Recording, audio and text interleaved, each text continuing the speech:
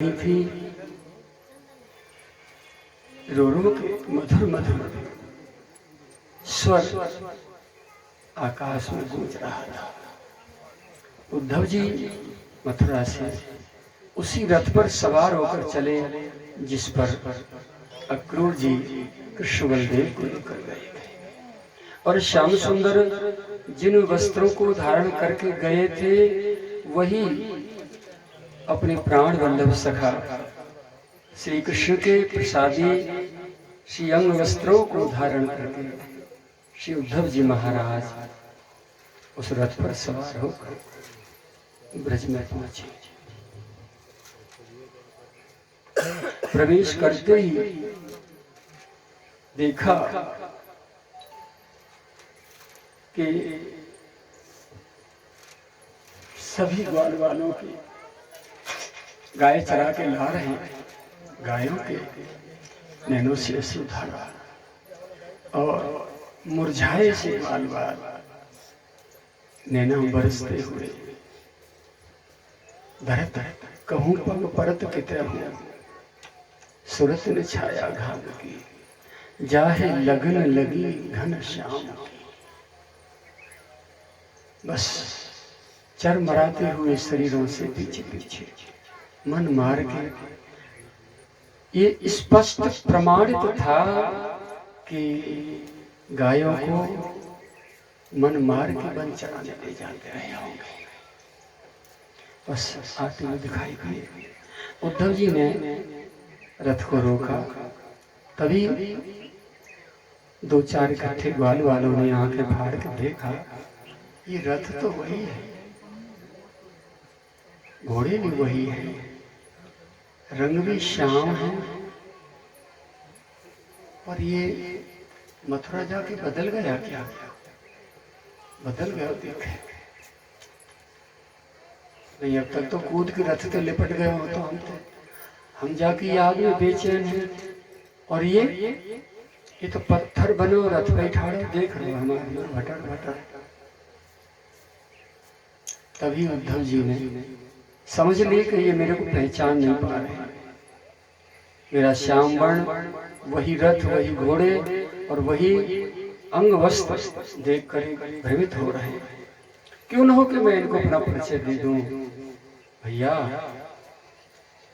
मेरे सखा श्याम सुंदर के लाडले ग्वाल बालों, मैं तुम्हारो प्रियतम श्री कृष्ण नहीं हूं, उनको चचेरो भैया उद्धव हो, और उनकी कुशलता देवे और तुम सबकी कुशलता ले आए हो।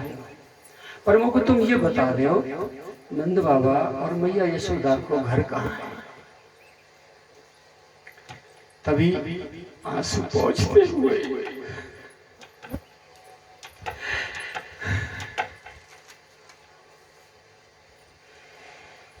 किसी एक ने साहस करके उंगली का इशारा किया, भैया उद्धव जी देखो, ये जो नालों से बह के आ रहा है ये या कि किनारे किनारे किनारे किनारे आप चले जाओ, जहां ते या को निकाल से जहां ते निकल के आ रहे हो, बस वही नंद बाबा को नंद भवन है।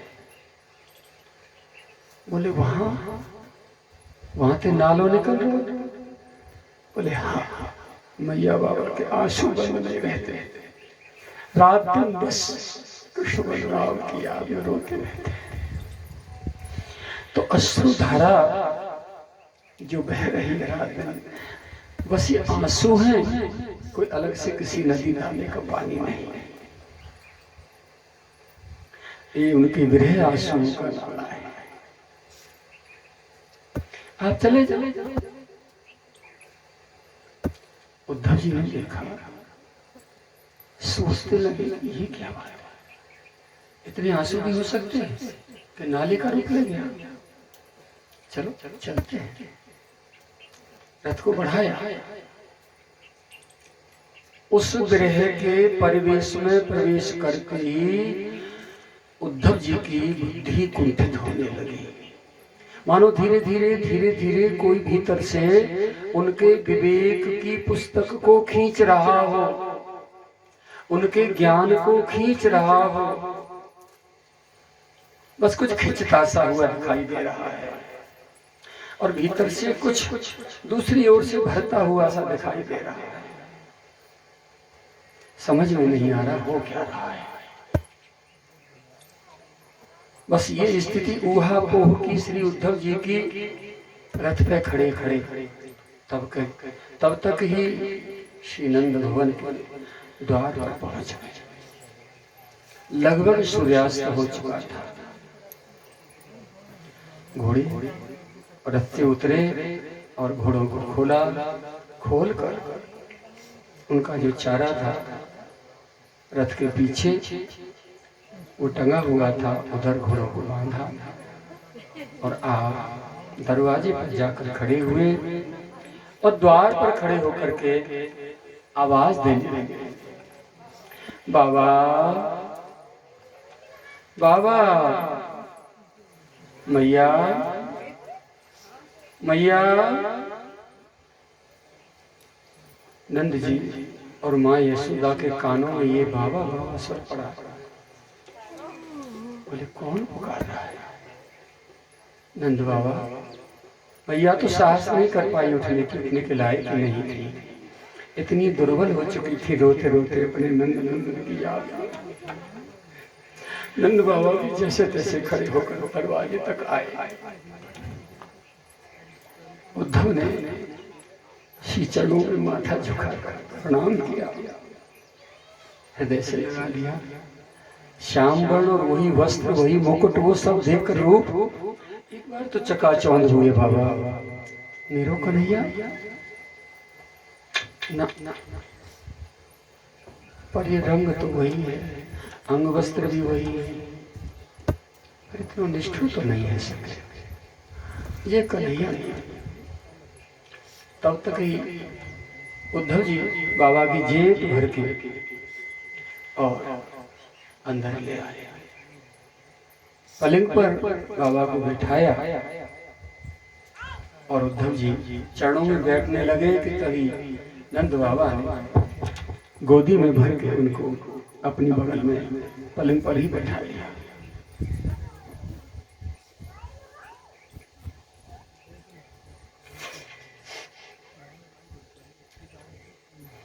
भैया तुम कौन हो?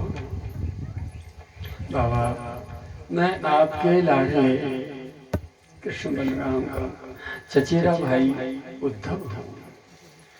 उद्धव? अरे नाम तो सुनो हो तो लाला, पर आज मेरे दर्शन को सौभाग्य मिल गया। कन्हैया बलराम नहीं आए? बाबा नहीं आए। अच्छा क्यों नहीं आए? उन्होंने पत्रिका लेके कुशलता की मुझे भेजा है और अपनी कुशल भेजी और आपकी मंगाई है। अच्छा उद्धव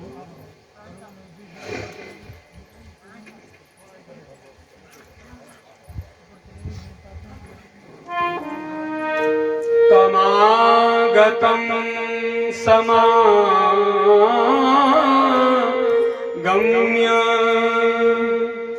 कृष्णस्यानुचरं प्रियं नन्दः प्रीतः परिष्वज्य वासुदेव धियार्चया।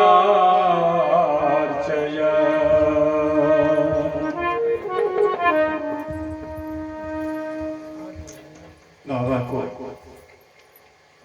भीतर से कुछ प्रसन्नता हुई या प्रसन्नता दिखाई। उद्धव जी को गले लगाकर वैसे ही सम्मानित किया मानो उनके श्री कृष्ण बलराम आ गए। फिर जो भी समयोचित उपलब्ध था वो उत्तम भोजन उद्धव जी को कराया। पलंग पर बैठ गए, सेवकों ने उनके चरण दबाकर उनकी थकान दूर की। अब जब भोजन कर लिया, थकान दूर हो गई, तब श्री नंद बाबा ने उद्धव जी से पूछी, उद्धव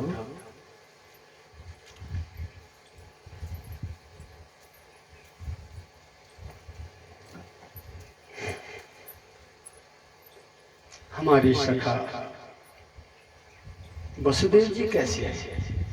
वो कारागार से छूट तो गए और उनके आत्मीय स्वजन, उनके पुत्र उनके साथ में हैं।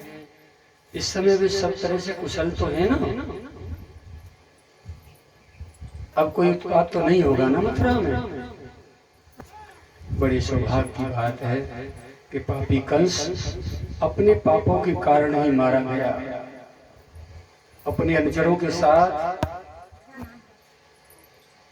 उसको श्याम सुंदर ने सदगति प्रदान की, क्योंकि वे परम साधु यदुवंशियों से स्वाभाविक द्वेष करता था। इसलिए उस दुष्ट के लिए यही उपयुक्त था जो श्री कृष्ण बलदेव ने किया। उद्धव जी, अब तुम हमारे लाला की कुशल बताओ ना, क्या वो कभी हमें याद करेगा?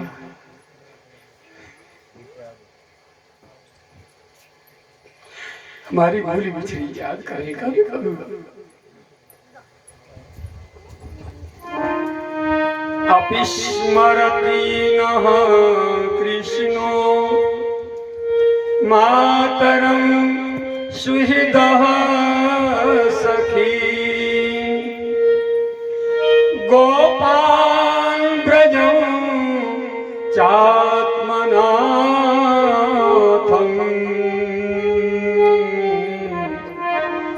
गावो वृंदावनं गिरिं। क्या अपनी मैया, अपने बाबा, अपनी गोपियों की, अपने ग्वाल वालों की हैं, अपनी गायों की, वृंदावन की, यहाँ के लता कुंजों की कभी वे याद करते हैं? बताओ तो उधो, क्या हमारे गोविंद कभी एक बार भी इधर हमसे मिलने के लिए आएंगे क्या? उद्धव जी, उन्होंने अनेकों बार हमारे ऊपर आई हुई मृत्यु के संकटों को टाला। अब लगता है यदि उन संकटों से नहीं बचाया होता और हम उसी में यदि मर गए होते तो ये इस श्याम सुंदर के विरह की आग में तो नहीं जलना पड़ता, ये संकट तो नहीं सहन करने पड़ते।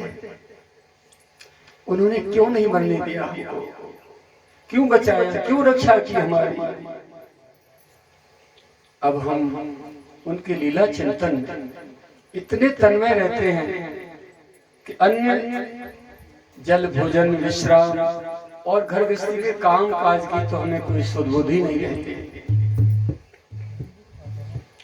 उनके लीला स्थलों पर चले जाते हैं, उनके श्री चरणों के जो चिन्ह हैं, बस उनको देख देख कर वो चरण धूलि उठा के अपने भाल पर और अपने सींगों पे लगा लगा कर उनके मिलन की अनुभूति करते हैं, जिससे कुछ विरह की जो ताप है उसमें शीतलता मिलती है, शांति मिलती है। और देखो, गर्गाचार्य जी ने मुझे बता तो दिया था पहले जब नामकरण हुआ था कि ये कृष्ण बलदेव दोनों साक्षात भगवान हैं, परम पुरुषोत्तम परमात्मा तुम्हारे पुत्र रूप से यहाँ अवतार लेकर आए हैं। किसी विशेष कारण हेतु से, किसी कार्य हेतु से आए हैं, तो ये तो मुझे पता है कि वो भगवान है। लेकिन अब तसल्ली कैसे करूं, कैसे धीरे धारण करूं? अब धीरे से नहीं आता। उन्होंने इतनी प्यार भरी, इतनी मधुर मधुर बाल लीलाएं की कि उनको जब याद आती है तो हृदय के टूक टूक उड़ जाते हैं, रोम रोम मानो फट फट जाता है। हे उद्धव जी, अब आप ही बताओ हम कैसे सबर संतोष करें। अपने लाला के बिना हमारे घर आंगन नथाई खिड़क गली गले आले सब तो सूने हो गए। उन्होंने धनुष तोड़कर गिरिराज जी को उठाकर अपने पराक्रम का परिचय दिया, अच्छी बात, पर अब हम कैसे संतोष करें। माना कि भगवान सबके होते हैं, किसी एक के नहीं होते, लेकिन बाल्यकाल से बचपन से यदि वो हमारे बन के नहीं रहे होते तो हमें ये इतनी व्यथा आज नहीं नींव रही होती। क्यों तो हमारे लाला बन के आए और क्यों फिर हमको अनाथ इस वृद्धावस्था में, अति वृद्धावस्था में हमें छोड़ के चले गए। अब हम किसके सहारे जिए। नंद बाबा फूट फूट कर रोते जा रहे थे और उद्धव जी से अपने श्याम सुंदर की वार्ता करते जा रहे थे। गला रुंध गया, आंसू बरसने लगे।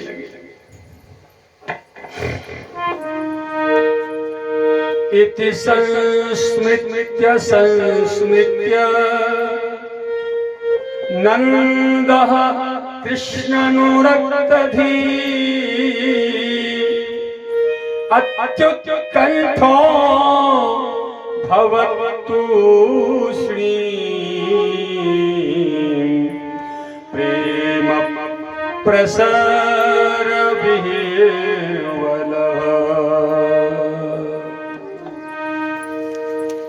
मानो श्री नंद बाबा का मन अपने प्यारे श्री कृष्ण के रंग में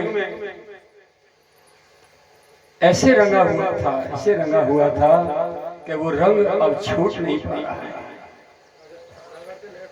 एक एक करके उनकी लीलाओं का स्मरण चिंतन करते जा रहे हैं, बखान करते जा रहे हैं और फपक फपक कर रोते चले जा रहे हैं। मानो उनके हृदय रूपी समुद्र में प्रेम की बाढ़ आ रही है।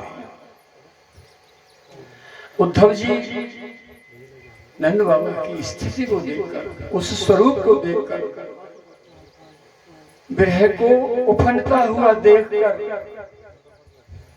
अपने आप को नहीं संभाल पा रहे हैं।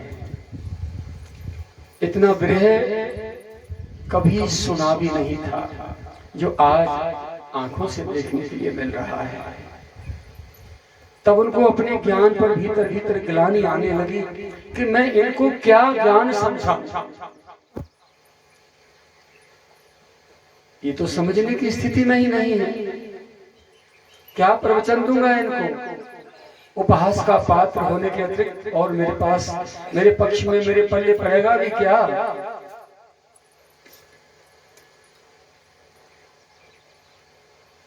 ऐसा लगा कि अब बिना मिले श्याम सुंदर के नंद बाबा का शरीर नहीं रहेगा। इतनी विरह, यथा इतनी उत्कंठा, तीव्र उत्कंठा, अत्यंत उत्कंठा के कारण गला रुंध गया और नंद बाबा चुप्पी सास गए, चुप हो गए। श्री चरणों में बगल में शांत पाषाण की सी प्रतिमा बनी हुई मैया यशोदा सिर झुकाए, दोनों बाजुओं से अपने घुटनों को बांधे और घुटनों पर सिर रखे, बस अश्रु बहा रही थी। और सुन सुनकर नंद बाबा जी के श्री मुख से सुन सुनकर अपने प्रियतम की उन लीलाओं को और विरह कथाओं को माँ की स्थिति अकल्पनीय, शब्दकोश में शब्द नहीं, कैसे वर्णन किया जाए मैया यशोदा की क्या विरह दशा थी। यशोदा वर्माना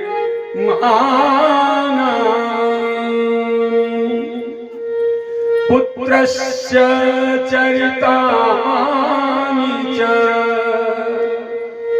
शृण्वन्त श्रोण्यमास्त्राक्षी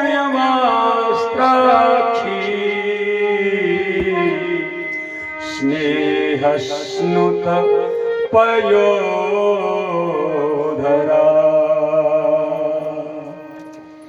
नंद बाबा के श्रीमुख से अपने नंद नंदन की लीलाओं को सुन सुनकर मैया के स्तनों से दूध झरने लगा। माँ की छाती और वस्त्र सारे के सारे दूध से भीग गए, मानो दूध की बाढ़ आ गई हो।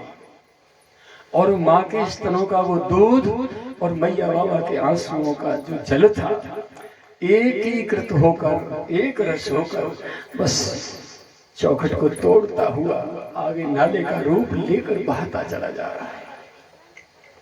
उद्धव जी ने अपने आंसू आंखों में देखा कि ये विरह की बाढ़, जब मैया बाबा की स्थिति ये है तो वृषभान नंदिनी श्री राधा जी की क्या स्थिति होगी, उन गोपियों की क्या स्थिति होगी, उन गाय बछड़ाओं की क्या स्थिति होगी जिनको श्याम सुंदर ने अत्यंत लाड लड़ाया। कितना दुलार प्यार के गए हैं वो। अच्छा नहीं किया श्याम सुंदर ने। या तो किसी को इतनी निकटता दो मत कि आप उसके बिना रह न सके और वो आपके बिना न रह सके, और यदि इतनी निकटता दे दी है तो फिर निकटता से दूर वियोग नहीं देना चाहिए था। और उद्धव जी मन ही मन सोचने लगे अब वे कर क्या रहे हैं मथुरा में, अपने इन इतने विकट प्रेमियों को छोड़कर उस रूखी रेगिस्तान सी मथुरा नगरी में किस लिए रह रहे हैं। कंसवध हो गया, असुरों का उत्पात समाप्त कर दिया। मथुरा नगरी, पूरा ब्रजमंडल कंस और उसके समर्थकों के अत्याचारों से परित्राणित हो गई। तो फिर अब वो क्या कर रहे हैं वहां। मनी मन उद्धव जी श्याम सुंदर को उल्हाना दे रहे मैया बाबा की ये दशा देखकर।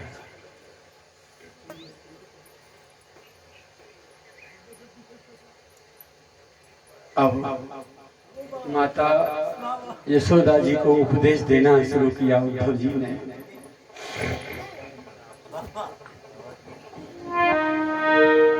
यस्मिन् जनः प्राण वियोग काले क्षणं समावेश्य मनो विशुद्धम् निर्हत्य कर्मा संयमासुयाति परागतिं ब्रह्ममयोर्वर्णः।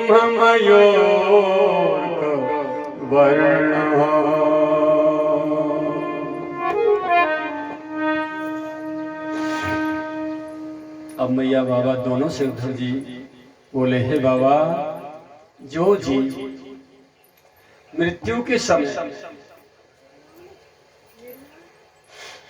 अपने शुद्ध मन को एक एक क्षण के लिए भी उनमें लगा देता है, उसकी समस्त कर्म वासनाएं बह जाती हैं और शीघ्र ही सूर्य के समान तेजस्वी होकर, ब्रह्ममय होकर, परमात्मा स्वरूप होकर परम गति को प्राप्त कर जाता है।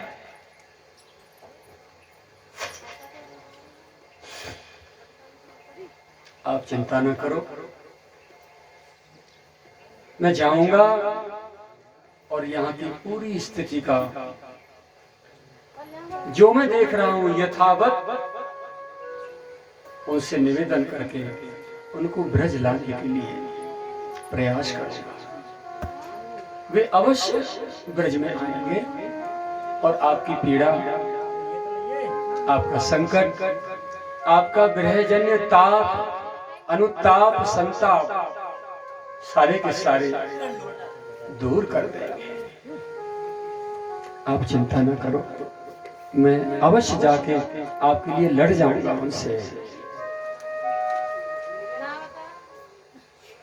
और वे बात के धनी हैं, वे भी मेरी प्रार्थना अवश्य स्वीकार करेंगे। और जो आपसे कह के गए हैं कि मैं शीघ्र ही लौट के ब्रज आऊंगा, अपने इस कथन को निश्चित ही सत्य करेंगे। आप चिंता न करो।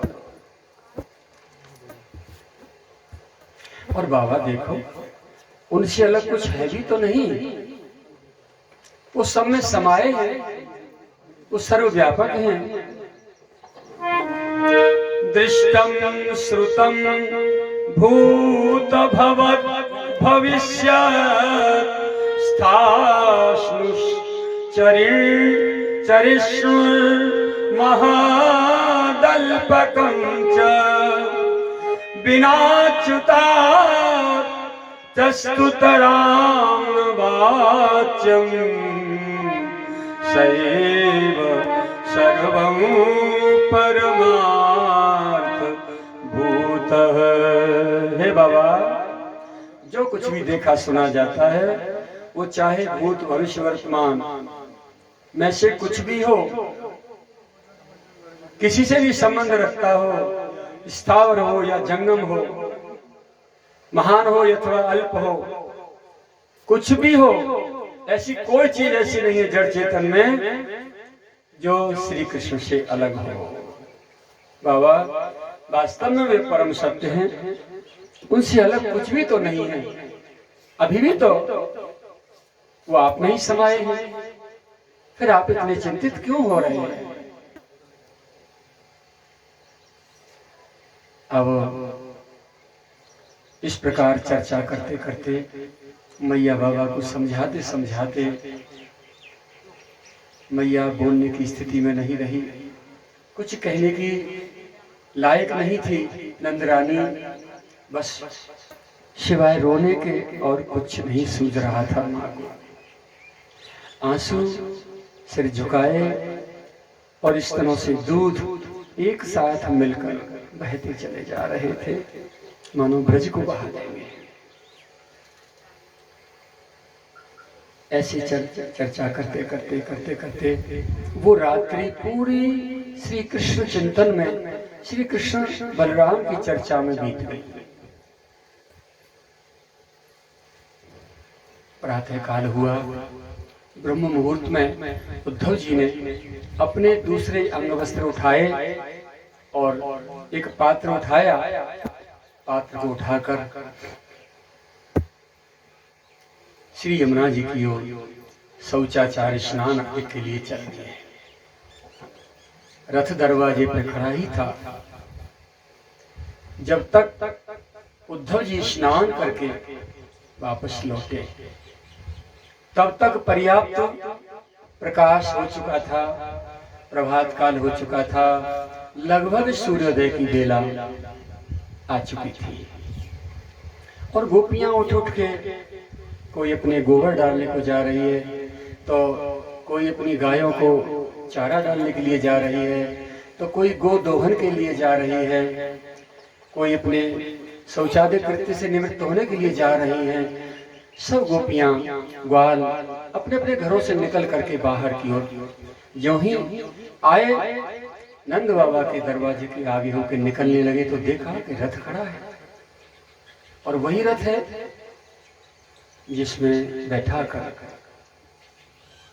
अक्रूर जी हमारे प्यारे कृष्ण बलदेव को ले गया था। गोपियां देखने लगी, एक एक करके सब झुंड की झुंड वहां इकट्ठी होने लगी।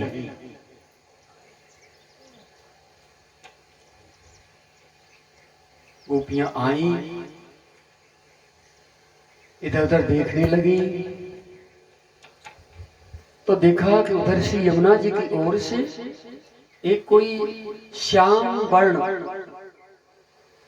श्याम शरीर वाला पुरुष स्नान किए हुए, ऊपर से वस्त्र धारण नहीं किए हैं, अधो वस्त्र, नीचे बस अचला, साफी कोई जैसे समझो, नीचे से बंधी है और गीले अंग वस्त्र बस कंधे पर डले हैं, हाथ में वो कमंडलू है, उसको ले करके उद्धव जी रथ की ओर आ रहे हैं, नंद भवन की ओर।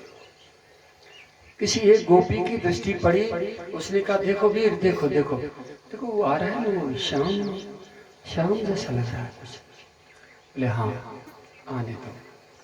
तो धीरे धीरे धीरे धीरे जो नजदीक आने लगे उद्धव जी, रथ के पास आए, सभी ने घेर लिया,